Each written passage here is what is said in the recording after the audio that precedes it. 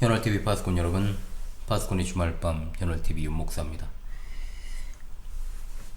예, 우리 동지 여러분, 이번 한 주 어떻게 보내셨습니까? 11월 셋째 주일을 앞둔 토요일입니다. 한 해를 마무리하는 것뿐만 아니라 2025년 새해를 준비하는 기간입니다. 11월도 이제 중순에 접어들게 되었네요. 겨울의 문턱인 듯 합니다. 이번 주 권위 여정에서 여전히 주님의 뜻을 따라 힘껏 살아내시는 일에 최선을 다하셨습니까? 우리에게 주어진 주말밤은 한 주간의 우리의 여정을 돌아보며 하나님 앞에서의 삶의 자세를 다시금 생각하는 계기가 되어야 될 것입니다. 오늘은 2024년 11월 16일 토요일입니다. 11월 셋째 주일 앞둔 주말, 기도하며 파수꾼의 주말밤 시작하도록 하겠습니다. 기도합니다. 이번 주에도 변함없이 하나님께서 택한 백성들에게 주신 귀한 은혜를 되새김질하며 10월 둘째 주일 지난 한 주간을 인도하여 주시고 11월 셋째 주일을 앞둔 주말 밤을 맞이할 수 있도록 여기까지 도와주신 그 크신 은혜와 사랑을 참으로 감사합니다. 주일 지난 한 주간도 하나님의 은혜와 사랑 가운데 변함없이 주의 택하신 백성들과 함께 해주신 은혜에 감사합니다. 한 해가 저물어갑니다. 저물어가는 한 해와 맞물려 우리 신앙은 더욱더 무르익어 가기를 원합니다. 남은 기간 더욱더 하나님을 신뢰하고 늘 깨어 살기를 원하옵고 하나님의 뜻을 따라 살기 위한 분투를 계속할 수 있도록 준비하는 기간이 되기를 원합니다. 오늘도 주어진 파수꾼의 주말밤 시간을 통하여 하나님께서 계시하여 주신 진리, 시편의 깊은 뜻을 깨닫는 은혜의 시간을 갖고 주님이 주시는 단잠을 자고 달콤한 꿈을 꾸고 주님께서 허락하신 은혜의 11월 셋째 주일을 맞이하고자 합니다. 성령께서 변함없이 이 시간 우리와 함께하여 주시고 시작과 끝을 주관하여 주심으로 오직 여호와의 율법을 즐거워하며 그의 율법을 주야로 묵상하는 자들로 서게 하시고 이 험악한 시대에도 변치 않는 믿음으로 흔들리지 않으며 굳건하게 서서 주님께서 교회의 기초로 세우신 사도들의 말로나 편지로 가르침을 받은 신앙의 전통을 굳건하게 지켜나가는 파수꾼으로 증인으로 살아가게 도와 주옵소서. 전한 자와 듣는 자가 아울러 주 안에서 하나 되기 원하옵고 이 연약한 자가 하나님의 말씀을 조금 풀어 해석하고 해설할 때 듣는 이들의 마음 가운데 성령께서 주시는 위로와 평강이 가득 넘치게 하시기를 원합니다. 하나님 모든 영광 홀로 받으시옵소서. 우리 주 예수 그리스도 이름으로 기도합니다. 아멘. 예, 오늘은 시편 22편입니다. 시편 22편을 먼저 낭송하고 해설을 시작하도록 하겠습니다. 시편 22편입니다. 내 하나님이여, 내 하나님이여, 어찌 나를 버리셨나이까? 어찌 나를 멀리하여 돕지 아니하시오며 내 신음소리를 듣지 아니하시나이까? 내 하나님이여, 내가 낮에도 부르짖고 밤에도 잠잠하지 아니하오나 응답하지 아니하시나이다. 이스라엘의 찬송 중에 계시는 주여, 주는 거룩하시니이다. 우리 조상들이 주께 의뢰하고 의뢰하였으므로 그들을 건지셨나이다. 그들이 주께 부르짖어 구원을 얻고 주께 의뢰하여 수치를 당하지 아니하였나이다. 나는 본래요 사람이 아니라 사람의 비방거리요 백성의 조롱거리니이다. 나를 보는 자는 다 나를 비웃으며 입술을 비축거리고 머리를 흔들며 말하되 그가 여호와께 의탁하니 구원하실걸, 그를 기뻐하시니 건지실걸 하나이다. 오직 주께서 나를 모태에서 나오게 하시고 내 어머니의 젖을 먹을 때에 의지하게 하셨나이다. 내가 날 때부터 주께 맡긴 바 되었고 모태에서 나올 때부터 주는 나의 하나님이 되셨나이다. 나를 멀리하지 마옵소서. 환난이 가까우나 도울 자 없나이다. 많은 황소가 나를 에워싸며 바산의 힘센 소들이 나를 둘러쌌으며 내게 그 입을 벌림이 찢으며 부르짖는 사자 같으니이다. 나는 물같이 쏟아졌으며 내 모든 뼈는 어그러졌으며 내 마음은 밀랍 같아서 내 속에서 녹았으며 내 힘이 말라 질그릇 조각 같고 내 혀가 입 천장에 붙었나이다. 주께서 또 나를 죽음의 진토 속에 주셨나이다. 개들이 나를 에워쌌으며 악한 무리가 나를 둘러 내 수족을 찔렀나이다. 내가 내 모든 뼈를 셀 수 있나이다. 그들이 나를 주목하여 보고 내 겉옷을 나누며 속옷을 제비 뽑나이다. 여호와여, 멀리하지 마옵소서. 나의 힘이시여 속히 나를 도우소서. 내 생명을 칼에서 건지시며 내 유일한 것을 개의 세력에서 구하소서. 나를 사자의 입에서 구하소서. 주께서 내게 응답하시고 들소의 뿔에서 구원하셨나이다. 내가 주의 이름을 형제에게 선포하고 회중 가운데에서 주를 찬송하리이다. 여호와를 두려워하는 너희여, 그를 찬송할지어다. 야곱의 모든 자손이여, 그에게 영광을 돌릴지어다. 너희 이스라엘 모든 자손이여, 그를 경외할지어다. 그는 곤고한 자의 권고를 멸시하거나 싫어하지 아니하시며 그의 얼굴을 그에게서 숨기지 아니하시고 그가 울부짖을 때에 들으셨도다. 큰 회중 가운데서 나의 찬송은 주께로부터 온 것이니 주를 경외하는 자 앞에서 나의 서원을 갚으리이다. 겸손한 자는 먹고 배부를 것이며 여호와를 찾는 자는 그를 찬송할 것이라. 너희 마음은 영원히 살지어다. 땅의 모든 끝이 여호와를 기억하고 돌아오며 모든 나라의 모든 족속이 주의 앞에 예배하리니 나라는 여호와의 것이요 여호와는 모든 나라의 주제심이로다. 세상의 모든 풍성한 자가 먹고 경배할 것이요 진토 속으로 내려가는 자는 곧 자기 영혼을 살리지 못할 자도 다 그 앞에 절하리로다. 후손이 그를 섬길 것이요 대대의 주를 전할 것이며 와서 그의 공의를 태어날 백성에게 전하며 주께서 이를 행하셨다 할 것이로다. 아멘.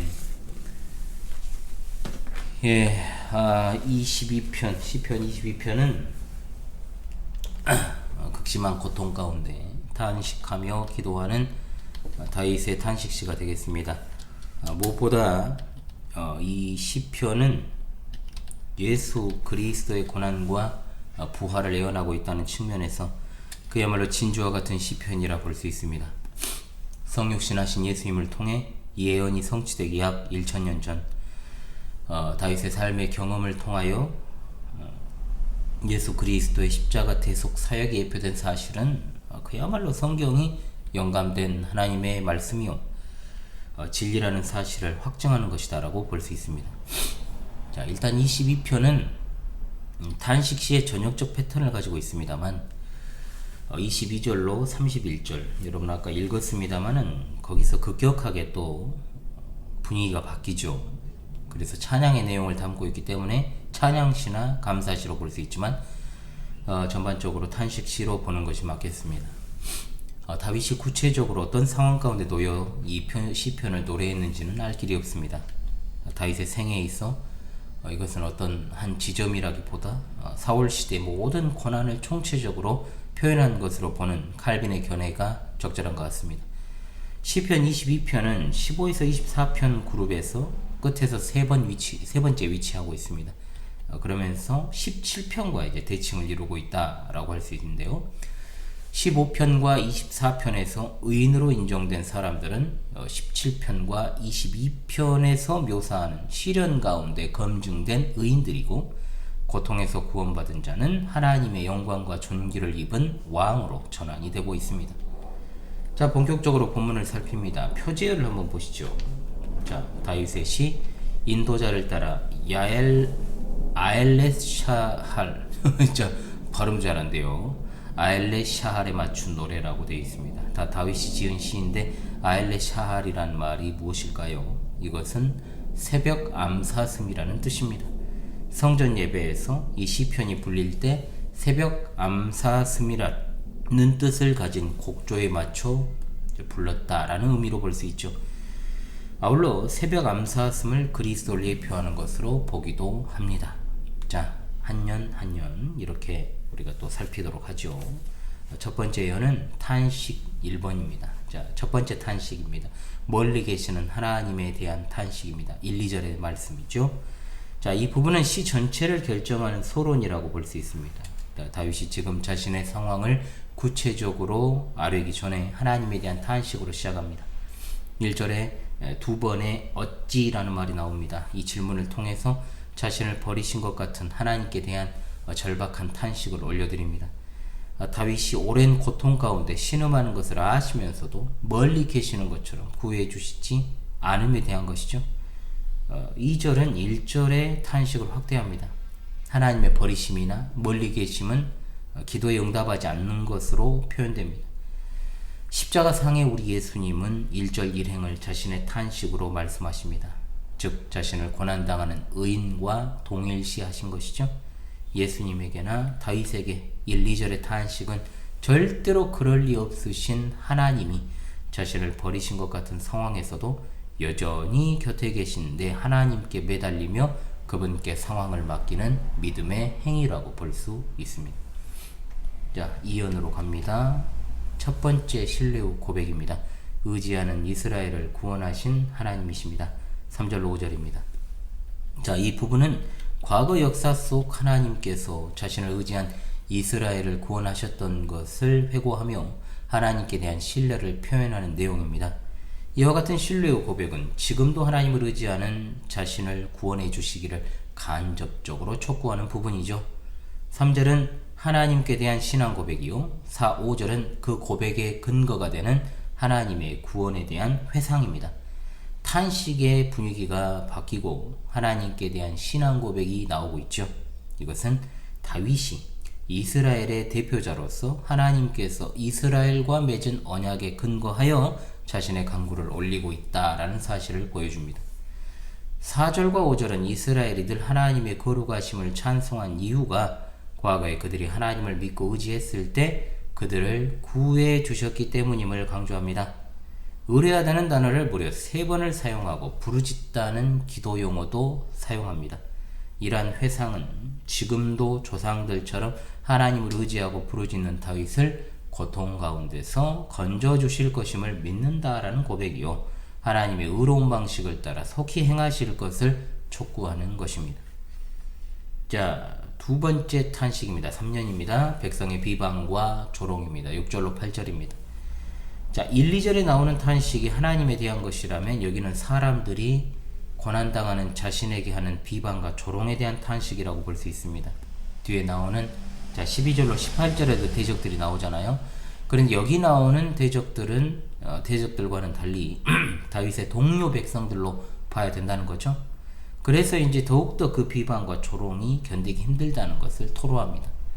사람들은 다윗을 벌레처럼 비방하고 조롱하고 있고 그들은 다윗이 고난당하는 모습을 보면서 다윗이 마치 큰 죄를 지어서 하나님께 버림받았다 생각하고 조롱했을 것으로 보입니다. 입술을 비축거리며 머리를 흔드는 것도 다 조롱의 행위죠. 그들이 다윗의 말인 여호와께 의탁하니라는 말을 사용하면서 다윗이 처한 비참한 상황이 다윗의 말이 진실이 아님을 증명한다라고 보는 것입니다. 하나님께서 그의 간구에 응답하지 않으시면 이스라엘과 하나님의 명예에 위협이 될 것임을 보여주고 있습니다.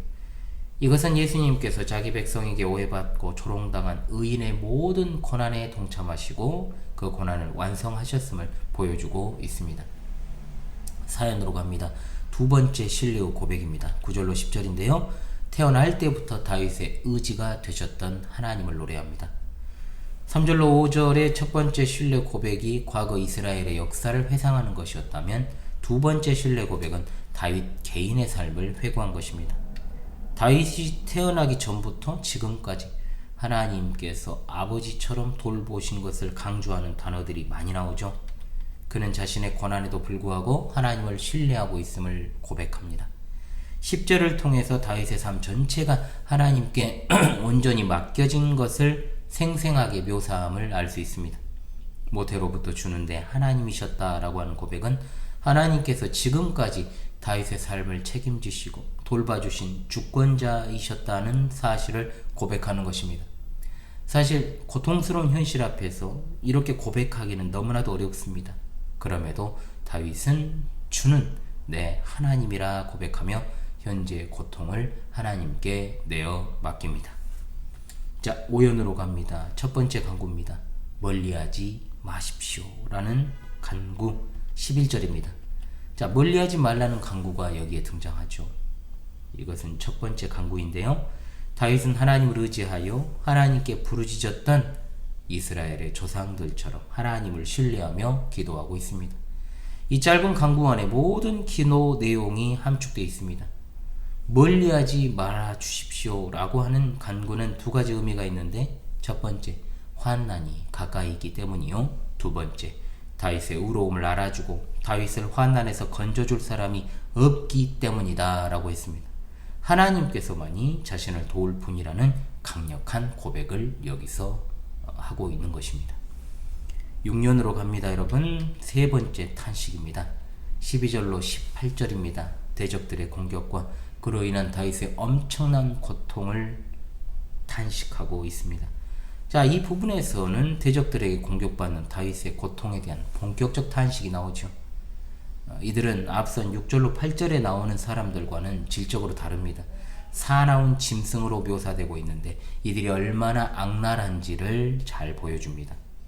12절로 13절은 강력한 대적들의 공격에 대한 것입니다. 다윗은 이 강한 대적들에 의해서 완전히 포위되었다라고 탄식합니다. 대적들은 소들과 사자에 비유하죠. 비옥한 바산에서 자란 힘세고 뿌리 튼튼한 황소와 같은 대적들이 다윗을 둘러쌌다. 이것은 그만큼 정말 옴짝달싹할 수 없는 자신의 고통을 강조하는 것입니다. 아울러 잔인한 사자에 비유하여 입을 크게 벌리고 먹이를 찢고 포효하는 모습을 떠올리게 하죠. 대적의 군대가 그를 포위하고 압박하는 모습에 적절한 비유다라고 할 수 있겠죠. 14절로 18절, 대적들의 공격으로 말미암은 엄청난 고통을 묘사합니다. 그가 육체의 모든 것들이 다 해체된 것처럼 탈진되고 고통스러운 상태를 14절을 통해서 나타내죠. 15절도 고통의 묘사는 계속됩니다. 힘은 질그릇 조각처럼 바짝 말랐고 또한 혀는 입천장에 붙었다라고 탄식합니다. 요한복음 19장 28절에 우리 예수님께서 십자가상에서 출혈 그리고 탈수로 인하여서 목마름이 극에 달한 상황이 나옵니다.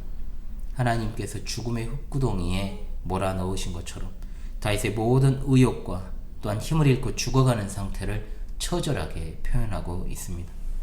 비록 대적들이 궁지에 몰아 고통을 주고 있지만 모든 것이 하나님의 주권 아래에 있음을 알기에 더욱더 탄식하는 것입니다. 아울러 대적이 개들에 비유되죠. 그것들이 떼지어 다니며 쓰레기 더미를 뒤지고 썩은 고기 피를 핥아먹는 모습을 악인들의 경멸스러운 모습에 비유한 것입니다. 수족을 찌른다라고 하는 것은 다윗을 죽이려는 행동입니다. 여호와의 종, 메시아, 예수 그리스도께 이런 표현들이 그대로 사용되고 있음을 우리는 발견합니다. 아울러 다윗은 대적들의 불의한 행동을 고발합니다. 그는 자신이 모든 뼈를 셀 수 있다고 말합니다. 이것은 모든 것을 탈취당하여 벌거벗겨진 상태를 가리키는 것이기도 하지만 피골이 상접하여 죽어가는 자신의 고통스러운 상태를 아뢰는 것이라고 볼 수 있습니다. 그처럼 죽어가는 다윗을 대적들은 의기양양하게 내려다보는 것이죠. 대적들은 다윗의 옷을 전리품으로 챙기기 위해 제비를 뽑습니다. 그야말로 짐승같이 정말 악랄한 그들의 모습을 보여주죠. 이 또한 십자가에 달리신 예수님을 비웃는 무리들과 주님의 옷을 찢어 나누어 그 속옷을 소유하려고 제비 뽑기하는 장면으로 문자 그대로 우리 주 예수님께 성취되었습니다. 7년으로 갑니다. 두 번째 강구입니다. 19절로 21절입니다. 멀리하지 마시고 대적들로부터 구하소서라고 강구합니다. 절박한 탄식에 의해서 이제는 두 번째 강구가 나옵니다. 19절의 말씀이 포괄적이라면 이 부분은 구체적 구원에 대한 간구다라고 할 수 있습니다. 자, 앞서 등장했던 대적들을 비유했던 그 동물들이 뭡니까? 소, 사자, 개, 그리고 칼이죠. 그런데 이번엔 역순입니다. 칼, 개, 사자, 소입니다. 앞에 절박한 탄식과 대조를 이루면서 하지만 주 여호와여 라고 시작합니다. 다시금 11절에 이어서 뭐라고 말합니까? 멀리하지 마옵소서라고 기도합니다. 멀리하지 마옵소서. 속히 나의 도움이 되실 것을 간구합니다. 하나님이 죽어가는 자신을 속히 도우심으로 자신을 멀리하지 않았음을 보여주시다라는 그 간구를 하고 있다는 겁니다. 이어서 다윗은 대적들의 손아귀에서 건져주실 것을 간구하며 앞선 12절로 13절의 탄식의 역선으로 대적들의 공격으로부터 구원을 하나님께 요청합니다. 8년으로 갑니다. 22절로 24절입니다. 하나님의 구원에 대한 찬양의 맹세 첫 번째가 나옵니다. 이스라엘의 찬양이죠. 자, 이 부분은 미래의 고통에서 구원받은 후에 하나님께 올려드릴 찬양을 맹세하는 부분이 되겠습니다. 이런 맹세는 기도 시편에 주로 등장합니다. 찬양과 예배에 관한 단어가 무려 이 부분에 15번가량 등장합니다. 1절로 21절이 다윗을 조롱하는 자들과 대적들이 다윗을 둘러싸고 있다면, 찬양의 맹세 부분인 22절로 31절은 다윗과 함께 찬양하는 백성들이 그를 둘러쌉니다. 다윗의 구원은 확장이 됩니다. 그리고 놀랍도록 파급 효과를 불러일으키는데, 예수 그리스도의 고난과 부활하심을 통해서 이것이 성취되게 된 겁니다. 다윗은 하나님께서 자신을 극심한 고통과 공경에서 건져주시면 하나님을 예배하는 회중 가운데 그 구원을 간증하고 하나님을 찬양할 것이라고 맹세합니다. 다윗의 구원은 믿음의 형제들을 불러 모았습니다. 마찬가지로 그리스도의 부활은 모든 믿는 자들을 그리스도의 형제로 만듭니다. 회중은 하나님을 예배하기 위해 모인 경건한 의인들의 무리를 가리키는 용어로 사용되었습니다. 하나님께 대한 과거 이스라엘의 찬양이 구원받은 다윗과 그의 언약 안에 있는 백성에게 지속된다라고 하는 사실을 보여주는 거죠. 23절로 24절은 구원받은 다윗이 미래 회중 가운데서 드릴 찬양의 내용인데, 다윗의 구원에 대해 듣고 여호와를 찬양하지 않을 수 없다라는 사실을 강조합니다. 하나님은 다윗과 같이 극심한 고통 가운데 있는 공고한 자의 고통을 멸시하거나 외면하지 않으시고 울부짖는 그들의 기도를 들으십니다. 권고한 자는 하나님을 경외하는 의인이나 악인들에게 고통당하는 가운데서 오직 하나님만 의지하는 가난한 자를 가리킵니다. 다윗은 하나님께서 결국 당신의 얼굴을 숨기지 않으실 것을 찬양하는 것이다 라고 말합니다. 얼굴을 숨기지 않는 것은 은혜와 사랑과 구원을 거두지 않으신다라는 뜻입니다. 하나님은 그분을 의지하여 울부짖는 자들의 기도를 응답하십니다. 그야말로 언약에 신실하신 우리 하나님이십니다. 아멘. 자, 구연으로 갑니다. 두 번째 찬양의 맹세입니다. 하나님을 경외하는 회중의 찬송입니다. 25절로 26절입니다. 자, 이 부분은 두 번째 찬양의 맹세와 내용인데요. 22절에 이어서 다윗은 다시금 찬양의 맹세를 드리고 있습니다. 온 회중 가운데서 자신에게 베푸신 하나님의 구원하심과 은혜에 대한 찬송을 부르겠노라 노래합니다. 이처럼 다윗을 둘러싸고 있는 많은 회중, 그리고 주를 경외하는 자들은 다윗을 조롱했던 백성들과는 극명한 대조를 보이는 것이죠. 거기서는 비참한 자의 고난을 조롱했지만 여기서는 하나님이 구원하셨으므로 그 구원의 복음을 듣고 함께 기뻐하는 것입니다. 26절은 하나님께 구원받은 후에 회중과 함께 드릴 찬양, 즉 다윗의 간증입니다. 다윗은 하나님을 찾는 겸손한 자들을 하나님이 배부르게 먹여주실 것임을 확신합니다. 먹고 배부른 것은 구원의 상징이자 온전하고 풍성한 삶의 상징입니다.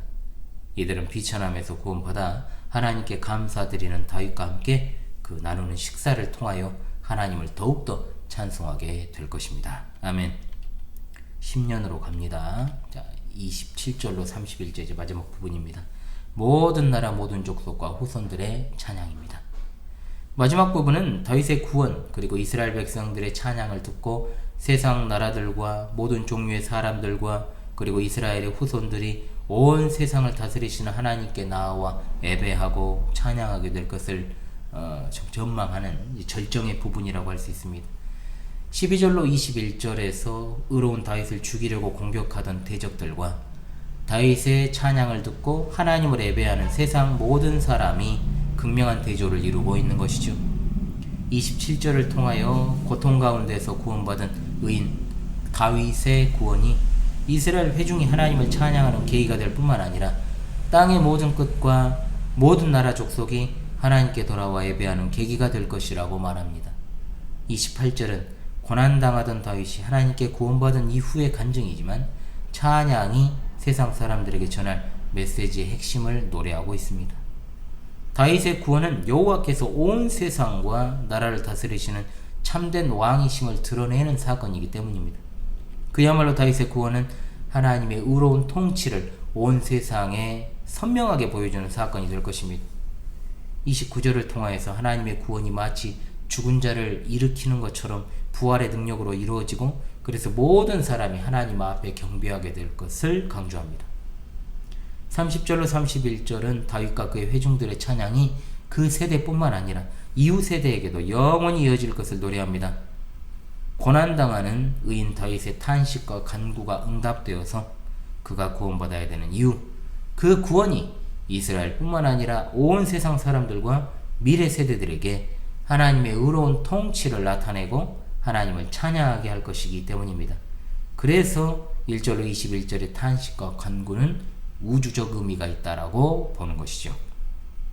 네, 오늘은 상당히 꽤 긴 본문인데 제가 최대한 간략하게 해설하려고 노력을 했습니다. 시편 22편의 말씀은 우리에게 주신 교훈으로 또한 받아서 적용하는 시간을 가져야 되겠죠? 하나님은 때로 자신의 의로운 종이 오랫동안 대적들에게 그 심한 고통을 당하게 하시나 그 가운데서도 탄식하고 간구하는 종에게 구원을 베풀어 주심으로 교회와 온 세상이 그 구원 가운데 드러난 그분의 의로운 왕권을 찬양하게 하십니다. 그러므로 의를 행하다 고난을 겪는 성도는 이처럼 확실한 하나님의 구원과 왕권에 대한 온 세상의 찬양을 기대하며 끝까지 하나님을 부르며 단식하고 기도해야 된다는 것이 22편의 교훈이 되겠습니다.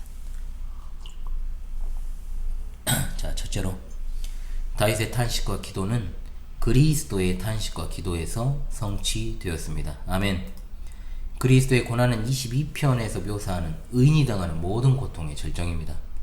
예수님은 22편이 묘사하고 있는 비방과 조롱과 위협과 육체적인 고통과 모든 고통을 총체적으로 당하셨고 그 고통의 마지막은 죽음이었습니다.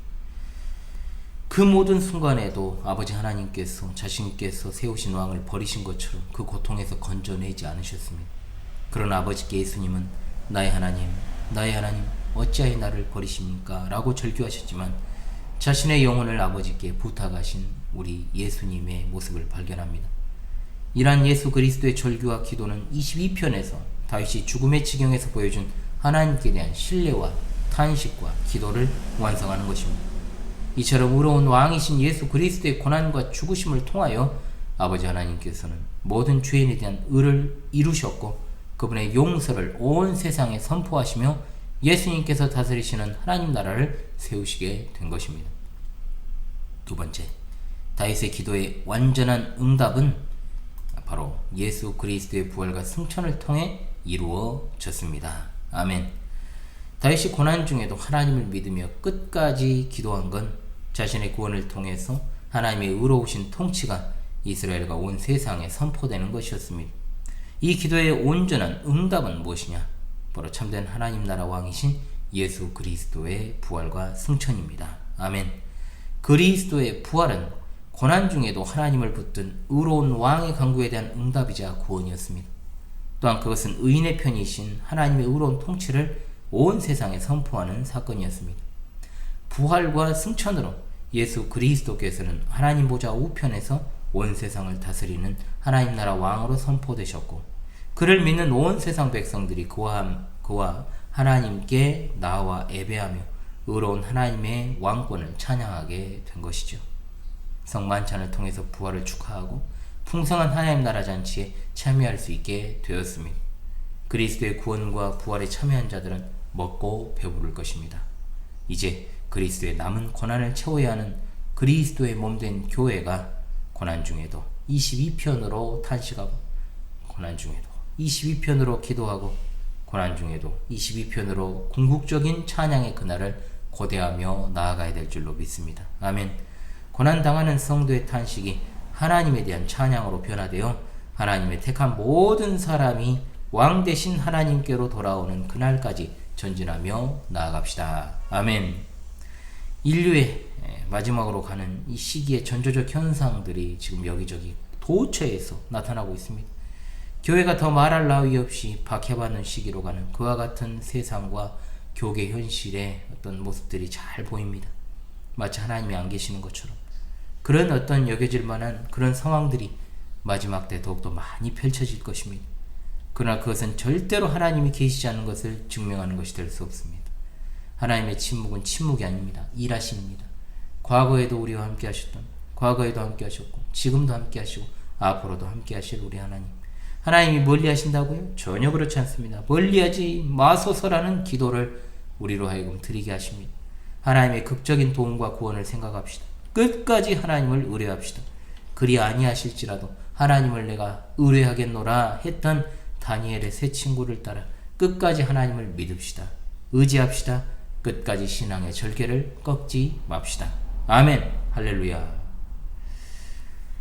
예, 여러분 한 주간의 삶이 어떠셨습니까? 내일 주일부터 확실하게 이제 기온이 딱 떨어지고 월요일부터는 뚝 떨어지죠.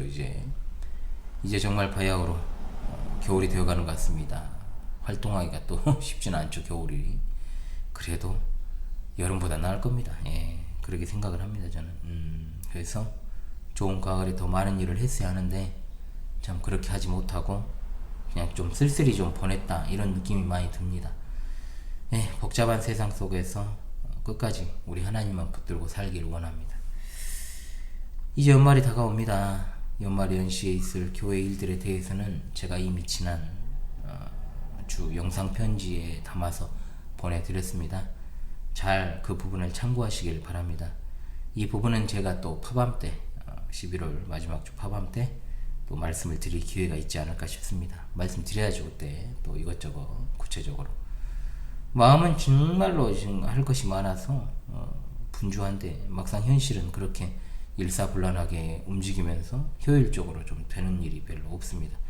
아이들을 돌보는 것과 목회, 방송에 있어 좀 갈등이 많이 있습니다. 그래서 여러 가지 고민을 하고 있는데요. 더 나은 내일을 위해서 전진하도록 하겠습니다. 이런저런 소식들은 방송을 비롯한 여러 소통 창구를 통해서 알려드리도록 하겠습니다. 본교회 성도들을 제외하고요. 방송을 통하여 저는 우리 동지 여러분을 늘 만나고 있다라고 생각을 합니다. 외롭고 쓸쓸하지만 그래도 오르고 또 오릅니다. 계속 오릅니다. 이 사실을 항상 여러분과 함께 공유하며 나아가고 싶습니다. 오늘은 이제 지난주에 이어서 제네바 시편과 21장 시편 17편을 노래하도록 하겠습니다. 오늘은 좀 음악을 켜고 할게요. 켜고 진행을 하도록 하겠습니다. 제네바 시편과 21장 시편 17편입니다.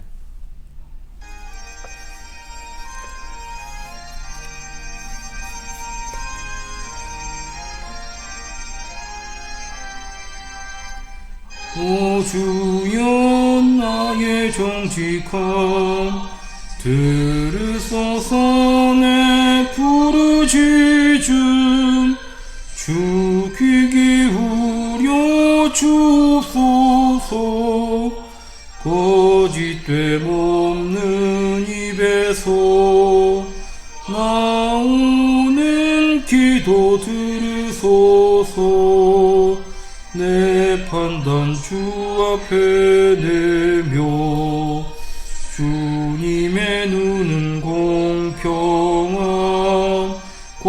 공평함 살펴보옵소서 주께서 내 맘 시험에 밤중에 권고하시오며 또 나를 감찰하셨으나 찾지 못하셨으니 내 입술 범죄치 않으리 사람의 행간 원하면 주 말씀조차 삼가고 강포한 길을 행치 않네 내 걸음 주님의 길을 굳게 지켜실 쫓지 않네 하나님 내게 응답하니 나 주님 불러 아뢰니 주의 말 귀 기울이소서 주님께 피하는 자를 잃어 전하 치료하오니 어른선으로 구하소서. 아직도 익숙하지 않아요. 오 주여 주의 귀한 인자함 보여 주옵소서. 눈동자같이 날 지키고 주 날개 아래 감추사 나랍지하는 악인들과 내 목숨 노리는 원수 그들에게서 벗어남 받게 하옵소서. 아멘. 예, 여러분 한 주간의 구원의 여정에 여전히 함께 해주셔서 감사합니다. 이제 저희 성도 우리 피아노 반주자께서 제나바 시편가를 이제 계속해서 이제 직접 연주해가지고 녹음을 해가지고 유튜브 상에 올리고 하시는데 이제 그 부분 반주하신 것에 맞춰서 이제 앞으로는 좀 부르도록 할게요. 뭐 늘 곁에서 이렇게 쳐주실 수는 없으니까. 그래서 그것이 이제 조금씩 이제 반주가 좀 되면 그 부분도 이제 계속해서 개선해 나가려고 합니다. 그리고 내년 하반기부터는 이제 제네바 시편가를 공예배 찬송으로 부분 도입하고 이제 내후년부터는 제네바 시편가 위주로 이제 공예배 찬송을 그리고 공적 모임도 마찬가지고요. 이렇게 진행을 하려고 합니다. 예, 그래서 제네바 시편가를 통해서 시편 찬송을 통해서 하나님을 찬송함이 가장 복되고 아름답다라는 사실을 생각하면서요. 자, 한 주간의 구원의 여정에 여전히 이 부족한 자와 함께 해주셔서 감사합니다. 11월 둘째 주여정을 마치겠습니다. 주일 아침에 뵙겠습니다. 감사합니다.